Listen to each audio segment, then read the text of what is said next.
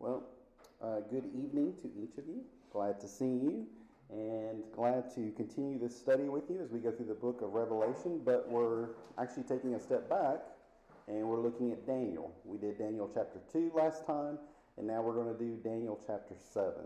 And the reason why we're doing that is because I believe Revelation and Daniel, especially chapter 2 and especially chapter 7, are the most closely tied together of Revelation versus any of the other Old Testament books. I think you see it most strongly in chapter 4 and chapter 5, but even much more so in chapter 13 of Revelation. So we will touch on this briefly again at that point. But there is a lot of similarities that I think you can see as we go. So I want to go ahead and introduce it to you now, a little bit earlier than maybe waiting till chapter 13 where it's the strongest correlation. So you can go ahead and start noticing some of the similarities. We've actually already had some back in chapter 1. So this is something that we've been building this tie actually as we go. All right, so that being said, let's move into Daniel chapter 7. All right, so as you recall, Daniel chapter 7 is another vision, very similar language to what we find in Revelation. So all the same rules apply. It's symbolic. Make sure that you're paying attention to numbers as well as what everything represents. So, in this vision that Daniel sees, there are 4 beasts that arise. What is the origin of these 4 beasts? And what does this suggest to you? All right, so they originate out of the Great Sea. And we've talked about this earlier in the class, so we're not going to go back through it again. But if you look at verses 2 and 3, he says, I saw in my vision by night, and behold, the 4 winds of heaven were stirring up the great sea, and 4 great beasts came up from the sea. 4 also being a very significant number. So we've talked about before, earlier in the class, when we looked at the sea in chapter 4 that was before the throne, about how it's often used as a representation of society, especially the political, national rise and fall. And I went ahead and just pasted these verses in here so you can see them. But notice as we go through these, Psalm 65:7 talks about the people, comparing them to the tumult of the waves and their noise. Isaiah 17:12 through 13, Isaiah makes an alliteration of sorts. Notice how many times he uses the word rushing. The multitude of many people who make a noise like the roar of the seas, like the rushing of nations that makes a rushing, like the rushing of the mighty waters. The nations will rush like the rushing of many waters, but God will rebuke them and they will flee far away. So that, if you were reading that in the Hebrew, actually those words are even more compressed. So his very words are trying to express the idea to you of the chaos and the rushing, the tumult of these people as they come crashing in, much like the sea. Isaiah 57:20-21 compares it and brings out that they're like the sea that cannot rest. The wicked cast up mire and dirt, and there is no peace for them. So again, imagery of the sea, but of the sea that cannot come to rest. It cannot be at peace. It's constantly turning, cannot be satisfied. Jeremiah 49:23, Damascus is in trouble, and he describes it as being trouble on the sea and it not being able to be quiet. Ezekiel 26:3-4, again, the idea of the sea coming up and actually swallowing it. So Tyre being a nation that's going to have other nations come up against it, and it's going to be swallowed back into the sea.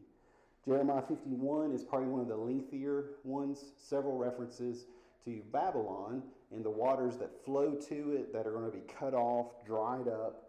And again, she's also going to be swallowed, and her noise, her roar like the sea is going to be silenced. So this is a very common illustration that's used throughout scriptures for the destruction of nations. And then also showing us peoples in other languages that feed into these nations. All right, so let's talk about the beasts themselves. So tell me about the first beast. What was he like? It was like a lion with the wings of an eagle. All right, good. Later, you made it. No, go ahead. Later, it was made to stand like a man and was given the mind of a man. All right, very good. So He says in verse 4 of Daniel 7, the first was like a lion, had eagle's wings. I watched till its wings were plucked off, and it was lifted up from the earth and made to stand on 2 feet like a man, and a man's heart was given to it. So several references all throughout Scripture about lion. This is our common experience as well, but just it is the most ferocious predator.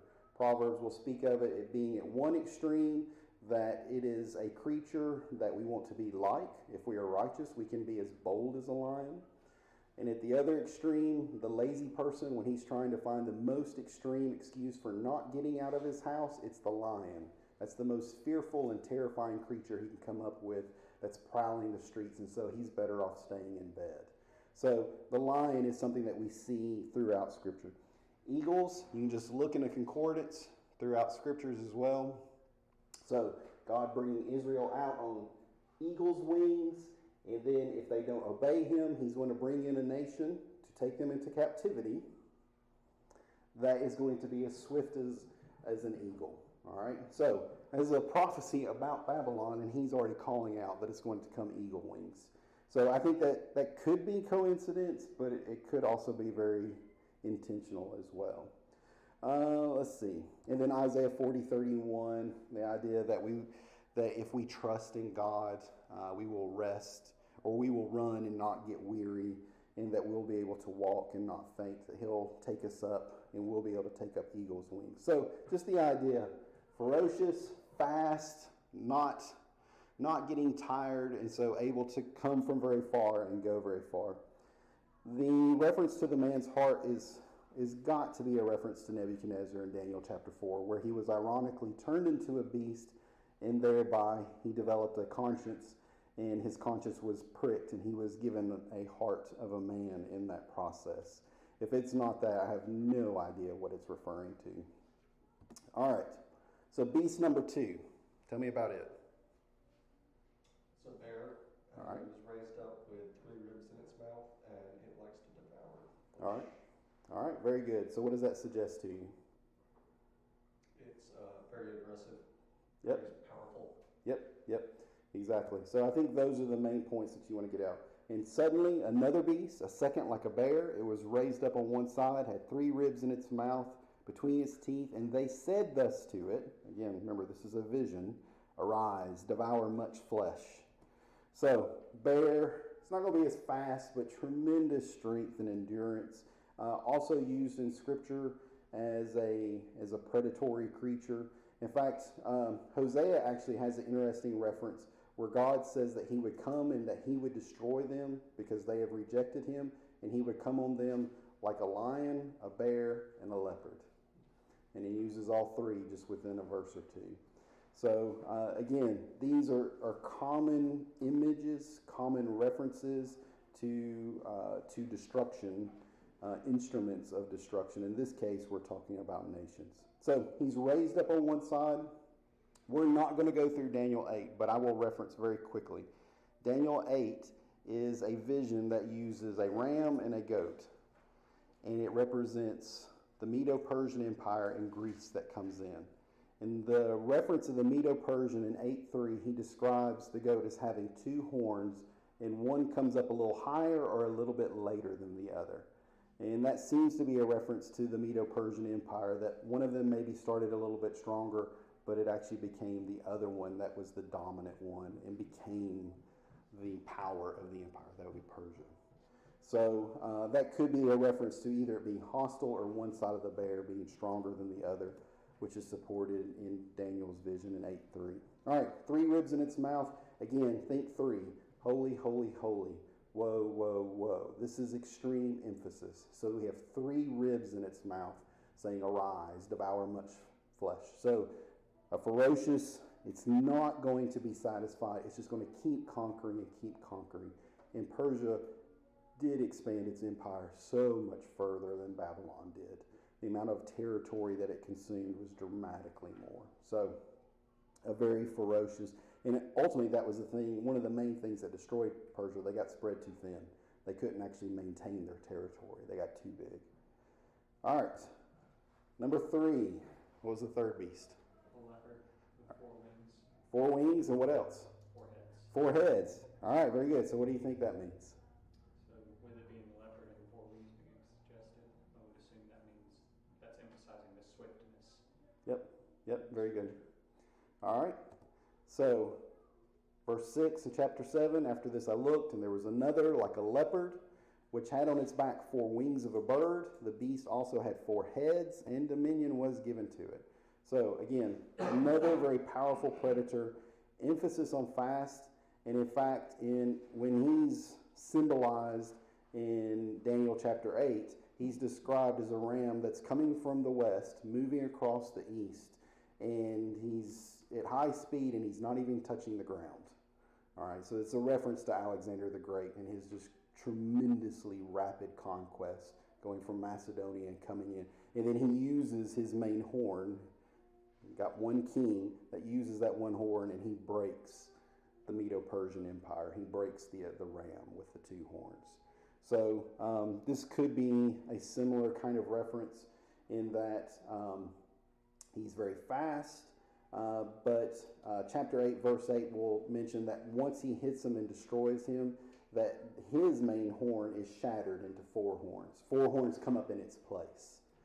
And so, and actually that's what happened after Alexander the Great died at a very young age. His kingdom was broken up at first into like 7 or 8 pieces, but eventually it consolidated into 4 different pieces. So it could be a reference to that, or it could just be the idea that it's spreading out in all directions, that his empire got broke up into the different corners. So again, it could be coincidence, but in this case it actually literally works out according to history. All right, so hard to tell. Could be the idea that also this was a very wise or intelligent kingdom as well. All right, the last one, the 4th beast. What was he like? It's described as terrible. Yes. Terrifying. There are a lot of descriptions for it. And then also it was exceedingly strong, had huge iron teeth, left no remnant of its predecessors. It was different from its predecessors, as well as having 10 horns. All right, very good. So after this, the night visions, 4th beast, dreadful, terrible, exceedingly strong, huge iron teeth, devouring, breaking in pieces, trampling the residue with its feet. It was different from all the beasts that were before, and it had 10 horns. So it's not like any beast that was known to Daniel. He couldn't compare it to anything. When people try to draw pictures, I've seen pictures that look like dinosaurs, some that look like werewolves, some that look like zombies. I mean, people's imagination runs wild because there is no description. It's not like anything here. But the main point is that this is just so terrifying and so dreadful and ferocious, and it surpasses every creature that you could think of. Again, emphasis on the huge iron teeth, the devouring, the breaking, the trampling. He's not leaving anything left behind. I mean, after he kills it, he tramples it into oblivion. So this is a very terrifying creature. All right, so he's different. We can obviously say that he's different because that he's terrifying. And I think that's part of it. But I think there may be another way that he's also different as well, which we're going to emphasize as we go, or the rest of the chapter actually emphasizes. So again, notice the symbology. We've got 10 horns. If horns are kings, horns represent power, 10 being the full extent of human power. This is an empire that maxes out human capacity. And so this is also another way in which it's different. This is the peak of human power. There was room to grow in those other ones by quite a bit. All right, and then after Rome fell, there would not be another empire like that. It thrust us into the Dark Ages after their fall. All right, so how do these compare to what we saw in Daniel 2 in Nebuchadnezzar's dream? They're the same. They line up with the same 4 kingdoms. Yeah, exactly. It is the exact same. So we've got the same thing again. The angel explains that these great beasts are four kings. And notice the kings arise out of the earth. Again, emphasis on the fact that you've got a leading king who is kind of starting all of this, but he creates a kingdom. And so it's personified by his king, but that king is special as well in the fact that they're able to do such make such a tremendous difference and leave a kingdom in their place. So, fourth beast shall be a fourth kingdom on the earth, different than all the other kingdoms, and he's going to devour the whole earth. So, we're dealing with giant empires, this last one being a world empire. All right, so just like Daniel 2, each one's a different kingdom, a different world empire, if you will, and then we have the kingdoms being personified by their leading king, the one who would start them as well. All right, so I would go so far as to say they're the exact same four kingdoms, because history is not going to let us come up with anything else. There's not room for other empires in between. And the description of the fourth kingdom in both cases is too similar. We've got the emphasis on iron, breaking pieces, shattering, crushing. Same thing for the fourth beast in chapter 7. Huge iron teeth, devouring, breaking in pieces, trampling the residue. It's the same description here between the two chapters. The other thing that is similar is that in both cases, God intervenes in the time of the fourth kingdom and destroys it and leaves no trace behind. And then he establishes another kingdom, which is going to take over the whole earth. And so in both cases, that happens in the fourth beast or the fourth kingdom, if you're looking at Daniel chapter 2. All right. So just putting this up graphically, we have Babylon, Medo-Persian, Greece, Roman. So we have these four empires. It's interesting. Babylon was a very brief time period, 73 years. I mean, again, Nebuchadnezzar was the backbone. And after his fall, it didn't take too long for the kingdom to fall apart after him. A Medo-Persian Empire, only 208 years. Greece, 267.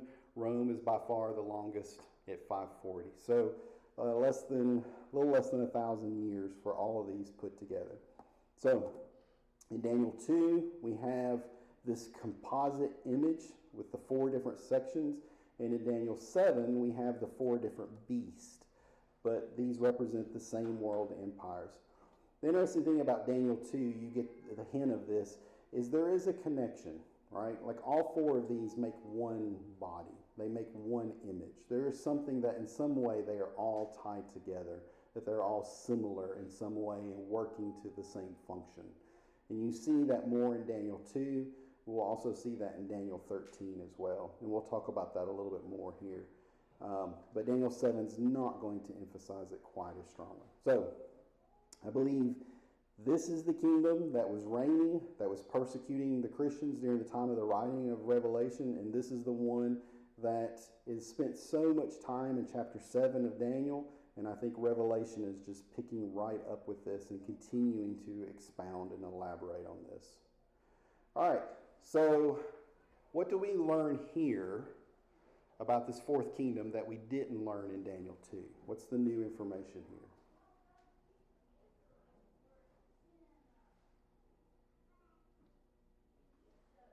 Emphasizing more the destruction of the fourth kingdom will cause and how blasphemous it will be. All right, very good. So emphasizes, we actually see in this case that it is blasphemous and it's at war with God and it's persecuting his saints. We didn't get that in Daniel 2. We did see that it was destroyed and God acted against it, but we actually see that it is very much opposed to God and is at war with God and his people. And then that's when God sets up the kingdom in response to this. All right. So one of the things that I think is different from all the other nations is it was a persecuting force like none of the other empires that were before it. So it was terrible, it was dreadful, it was huge, it was sprawling, taking over, but it was also extremely arrogant and persecuting as well. So we have these 10 horns, and we have one of them that apparently is worse than the others. He plucks out 3 in front of him, removes them, and he has very pompous words, and he's very arrogant, and then he actually begins to make war against the saints. And then the amazing thing is that he actually prevails against them. And Daniel's reaction to this afterwards is he is sick thinking about it. And I think this is part of the reason is because this is such a reversal of what we would expect. So he goes on in verses 23 and 25. He's going to devour the whole earth. The 10 horns are 10 kingdoms. He's going to subdue 3 kings. He's going to speak pompous words against the Most High. Again, this is not coincidental. He's actually blaspheming God. And then he's going to persecute the saints. And he's going to intend to change times and laws. So, you remember where we saw that phrase before about the one who changes the times and the seasons? Who's the one who does that? It's God. That's who Daniel ascribes that power to him after he receives the revelation at the beginning of chapter 2. A very similar expression, except for here the emphasis on this one's actually trying to change the law as well as the times. And the saints will be giving into his hand for time, times, and half a time. So when you see times, you know it's more than one, so think 2. 1 plus 2 and half. This is 3.5 times.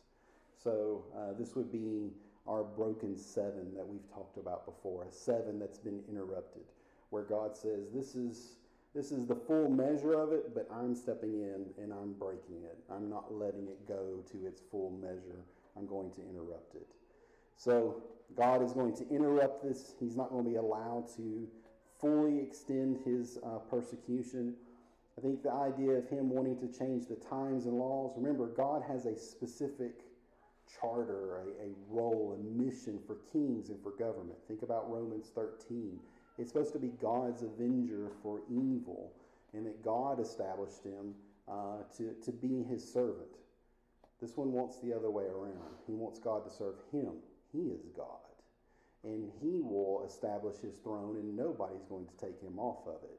And so, remember what Daniel said in chapter 2, or actually in chapter 4, that God sets over it whomever he will, even the basest of men. This is somebody who is rebelling against that. He will set himself up, and nobody will take him off his throne. So, I believe that's the implication there as well. Let's see. Any questions about this so far, about the blasphemous and persecuting nature of this kingdom? Kind of been monologuing here for a while. All right, so what do we get from this? There's going to be a very unusual and unprecedented prolonged persecution against God's saints during this fourth empire, the Roman Empire. He's going to make war and he's going to prevail for a while.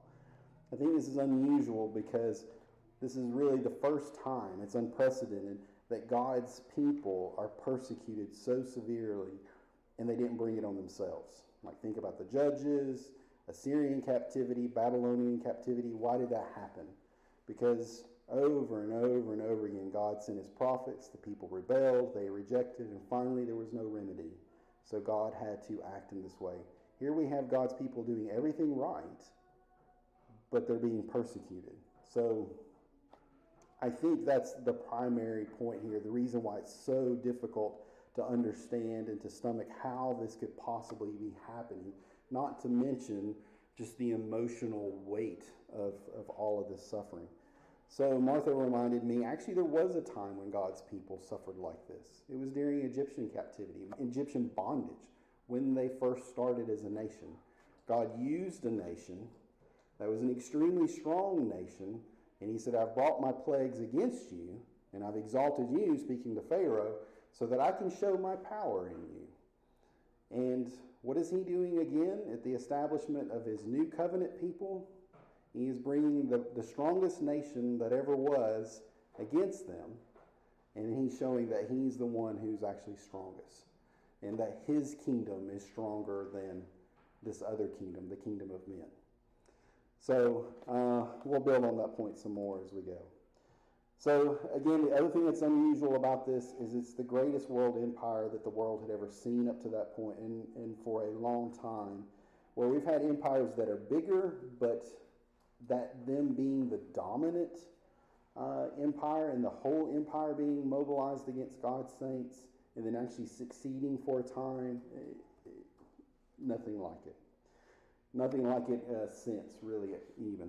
All right, so I just want to pause for a minute and think about this from an application standpoint. This is something that our brethren did suffer.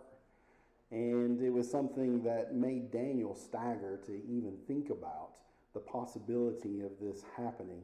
And so, if you think, here we are living in the very lap of luxury, and we're finding difficulty just finding time to prioritize what's important, whether it's getting our Bible lesson, whether it's studying with other people, being diligent in prayer, fighting off temptation. What in the world are we going to do at the point of a sword? Or the point of a sword that's aimed at our wives and our children?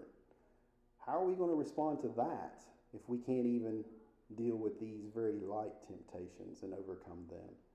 So Luke 16:10-12, Jesus says that he who is faithful in least is faithful in much.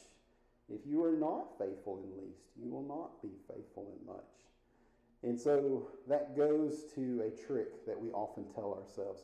Well, yeah, I know I struggle with that, but if somebody really put me on the point, if somebody said, you're going to die if you confess Jesus, I would do it. No, I wouldn't. I wouldn't do it. If I can't do these little things, I'm not going to be able to do the big things. And we need not fool ourselves. Jesus highlights that in Luke 16:10-12. And then God asked Jeremiah in chapter 12:5, he says, wait a minute, if you have run with the footmen and they wore you out, what are you going to do when you have to run with horses? You're not going to make it. So something for us to think about, these people who had in a tremendous weight that dwarfs, as a general rule, the weights that we have to face. And so this should cause us to take stock of where we are and shrug off the excuses that we make and redouble our efforts and make sure that we're serving God with everything we've got and we're not fooling ourselves as far as why we're falling short of that. So, as Paul said to the Thessalonians, you've done well, you've abounded, there is room for you to abound much more. So, let us all think about that. All right, so the last thing is even if we say, well, this is not going to happen anytime soon, you may be right. We may not face this. But if we have any hope of our children, our grandchildren, our spiritual, as well as possibly physical descendants, being the ones who are standing solid and firm at the end, as we're going to read about at the end of Revelation, then we've got to make sure we're doing our part to prepare them and teach them how to keep handing that torch down from one generation to the next. So, work to be done, even if it doesn't come to us. All right, so who finally steps in and interrupts the rampage of this fourth beast? The Ancient of Days. All right, the Ancient of Days. Now, why would he interject at this point? Because of the persecution. It's gone on way too long, and it's time to bring this to an end.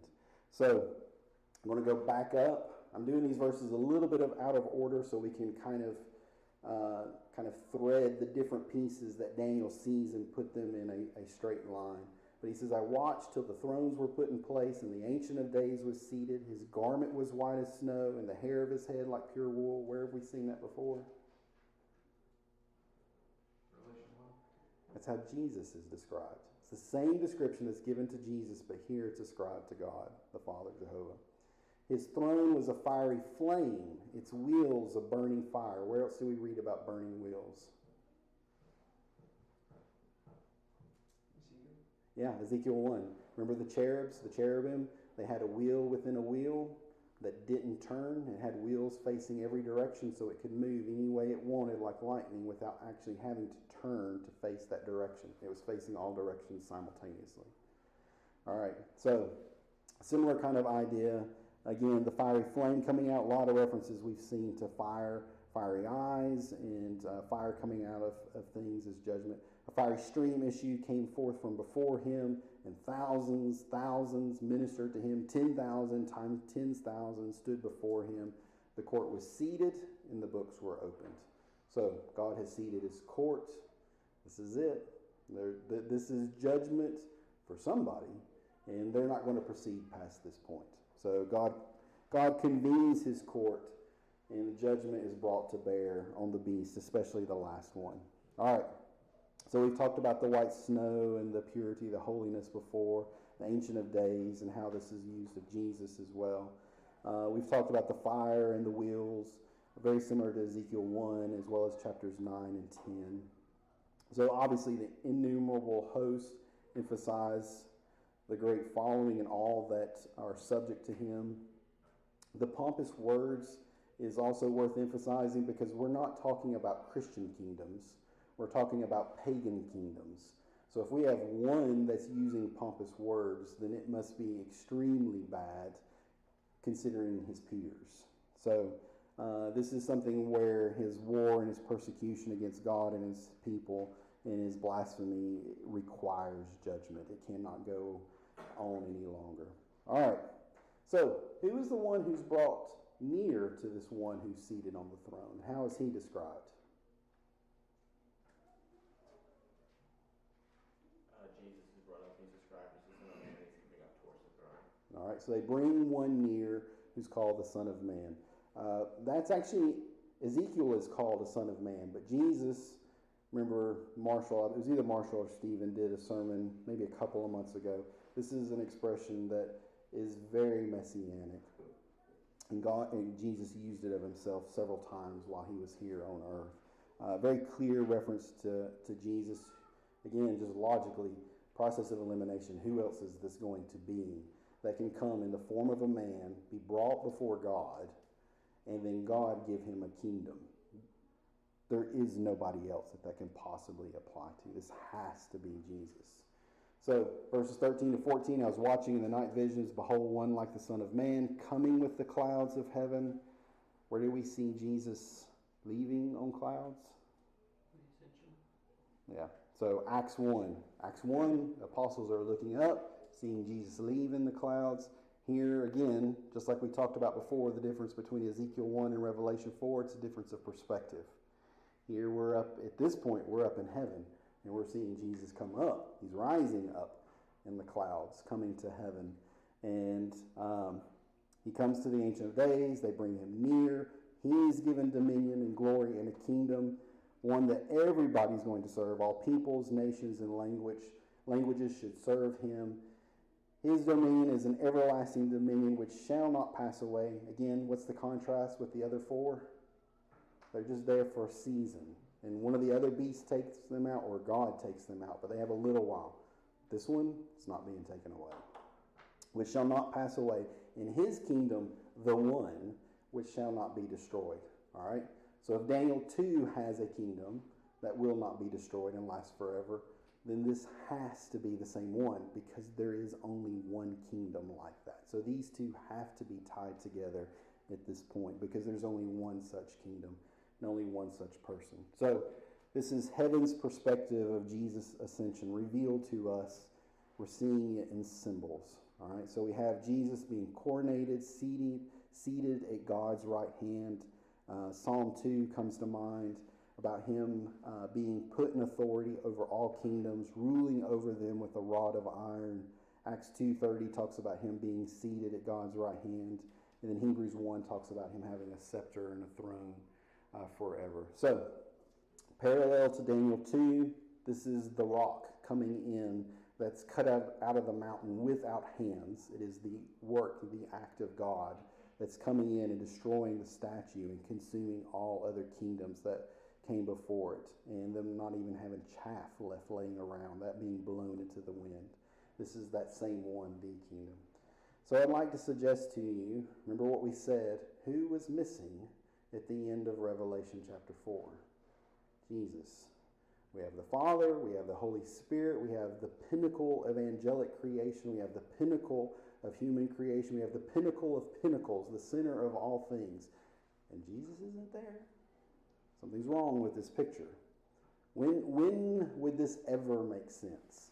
The only time this would make sense is when Jesus is on earth, when he's away from that scene there. So, what happens to the beast finally? The fourth one gets slain. Yeah, he's slain. And does he get to come back?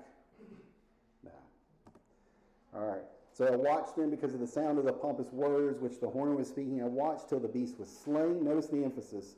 And its body destroyed, and it was given to the burning flame. I mean, this thing is just stomped on, burned up, and there's just nothing left. As for the rest of the beasts, they had their dominion taken away if their lives were prolonged for a season and a time. There's that season and a time again. They were given a season and time. They were not allowed to change it. So ultimately, all of these beasts were destroyed as part of God's judgment, but the last beast is killed and destroyed immediately after its judgment. The other beasts live on. Now, the way this is written, you could think, well, it lived on past this beast. I think the idea is it lived on past their time. Remember, one beast gave over to the next one, to the next one, to the next one. Their dominion was taken away, but there was a sense in which that beast continued to survive, even though another beast took over. So, we can think about this a couple of different ways. We can think of it that one beast was kind of continued in the other, that each one was kind of building up a composite. Spiritually, they have the same mindset, they have the same authority, they have the same character. To judge one would be to judge them all. None of them would be in a position that would be better or exalted above the other ones. So, by God destroying Rome, spiritually speaking, he's destroying all the other kingdoms as well. But you can also think about this from a national perspective. When each of these governments were toppled, basically the head was kind of decapitated, right? They didn't destroy every single person in the nation. Those people kept working their farms, they kept working their fields, they kept working. The average person would have been affected severely, but they would have kept on going. This would be something that would have changed, though, when Rome was destroyed. A lot of their people would have actually been destroyed. And so there would have been a population change that you would have not seen in the other one. So maybe it's both. Maybe both of these are, they're both certainly true, and maybe both are intended. It's hard to say. But we see in either way, these beasts kind of living on. They lose their power, they lose their authority, they lose their dominion, but they survive for a little while. But ultimately, they're all destroyed with Rome. All right. So he goes on to talk about judgment being made in favor of the saints, and they take away his kingdom, the beast, and destroys it. It's consumed forever. There's no room for Rome to come back and have like another it's totally wiped out. Premillennialist view is that Rome has not stopped. It's still going. So what we saw is the image of 1,000 years. We're 2,000 years from that, and his toes are still going. And this Rome's going to show back up, and that's when all of this is going to actually be fulfilled. But this vision doesn't leave room for that because this beast is completely destroyed. So it eliminates this futurist premillennial view. All right, who's going to be granted rule? Because I'm out of time, I'm going to go ahead and answer this. And so this was the thrust of the sermon as well. To him, to Jesus, was given dominion and a glory and a kingdom that all peoples, nations, and languages should serve him. It will not pass away. And then the time after that, the time came for the saints to possess the kingdom. The kingdom and dominion and the greatness of the kingdoms under the whole heaven shall be given to the people, the saints of the Most High. This is the everlasting kingdom. So, what we see is Christ's rule in some measure being passed down to the saints. It can't refer to the establishment of the church because we already have the beast persecuting the saints, which happened 40 years after the persecution or after the establishment of the church. So the timeline doesn't work. So, it's not talking about them coming into the kingdom because the kingdom's already been established. The wording is the exact same, more or less, as to what's described here for Jesus. Jesus was given a kingdom. He was given dominion and glory. The saints are given the exact same kingdom, the same dominion. Not the same glory, but it is given into their responsibility. So I think this is very similar to what we see in a lot of other places, whether you think about the children of Israel taking over the land of Canaan, coming in to possess it. God gave it to them, but they had to take ownership. They had to actually realize that. They had to fight to get that. I think it's also the same idea as the parable of the faithful steward or the talents or the minas. In all these cases, the master, the king, has left, and he's left responsibility in the hands of his servants. And it's up to them to make sure that they manage it properly in his absence.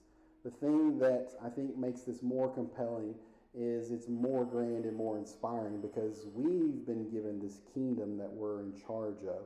And again, to whom much is given, much is expected. So don't think too much of it. Let's not get arrogant and make the same mistakes that the little horn did.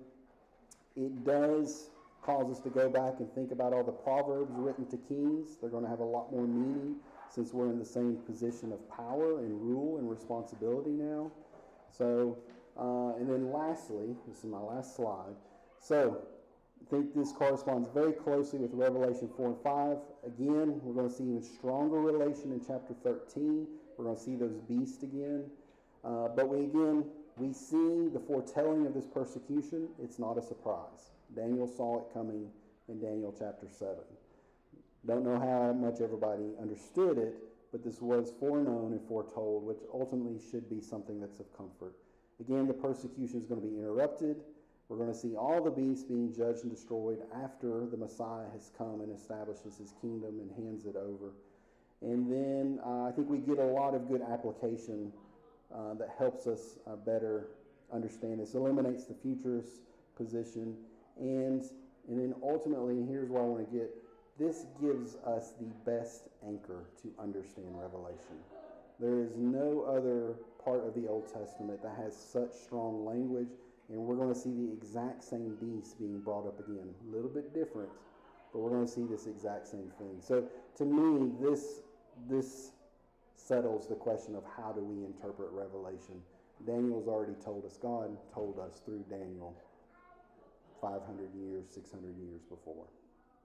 Thank you for your time. Thank you for letting me hold you just a little bit late. We will pick up with chapter 5, actually, next time, lesson number 6. Thank you all. Thank you.